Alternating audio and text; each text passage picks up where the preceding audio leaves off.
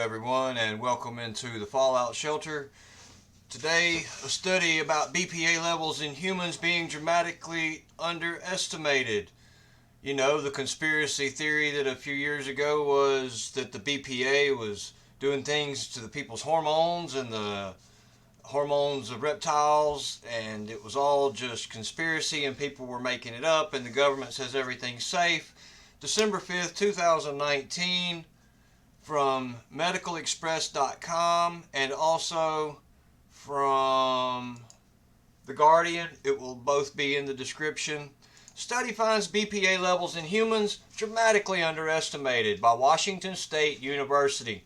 The researchers at Washington State, they developed a more accurate method of measuring bisphenol A. BPA, the level in humans found that exposure to the endocrine disrupting chemical is far higher than previously assumed. It provides the first evidence that the measurements that we've relied on by the regulatory agencies, including the Food and Drug Administration and the government, you know, the people that are supposed to take care of you, are underestimating exposure levels by as much as 44 times. This study raises serious concerns about whether we've been careful enough about the safety of this chemical, or whether we've been... Never mind, just leave that alone. Said Patricia Hunt.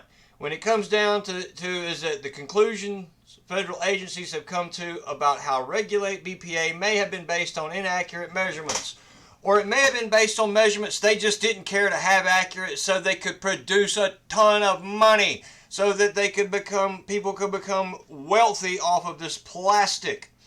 BPA can be found in a wide range of plastics, including food and drink containers. And animal studies have shown that it can interfere with the body's hormones, you know, like turning the frogs gay.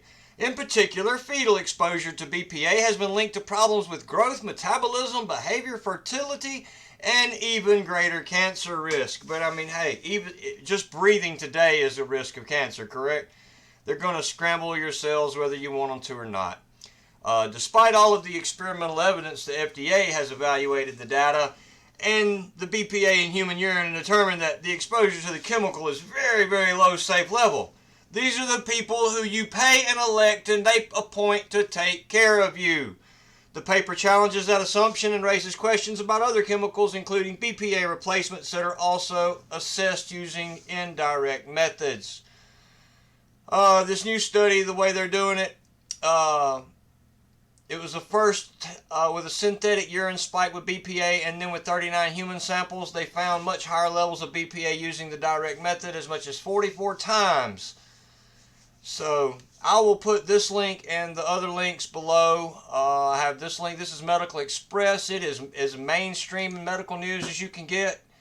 This is The Guardian. BPA chemical levels in urines dramatically underestimated. It's probably the same story from just being republished somewhere else. Humans are probably being exposed to far more of a widely used dangerous chemical found in plastic, canned goods, and receipt paper than previously understood. The analysis in the peer-reviewed scientific journal Lancet Diabetes and Endocrinology uses a new method. BPA disrupts hormones critical to many body functions and is linked with obesity and other diseases.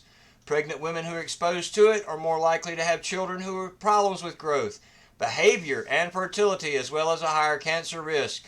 Many companies have phased out using BPAs, marketing new product with similar replacement bisphenols as safer without sufficient evidence for their claims. Once again, this will be linked in the description.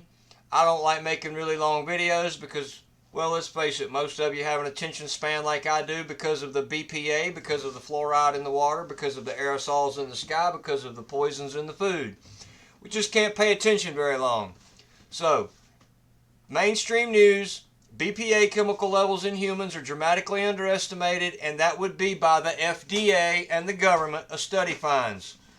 And just to add to it, from phys.org, 500,000 crabs killed by plastic debris on remote islands.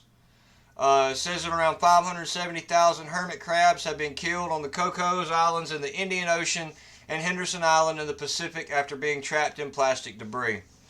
We go into these stories into a lot more depth, a lot more opinion, and usually a lot more screaming and banging my head on the counter during the live streams at DLive. We try to do them now at 8 p.m. Central. Y'all can figure out what that is everywhere else. The link for DLive will be below. And if you are new to DLive, there will be a DLive sign-up link. If you use that link, it really helps me a lot. We're trying to push to get our partnership up at DLive because, well, quite frankly, just nobody will be existing here much longer, it seems. I love you all. I appreciate you all listening, especially those of y'all that hang out to this point. God bless you. Thank you.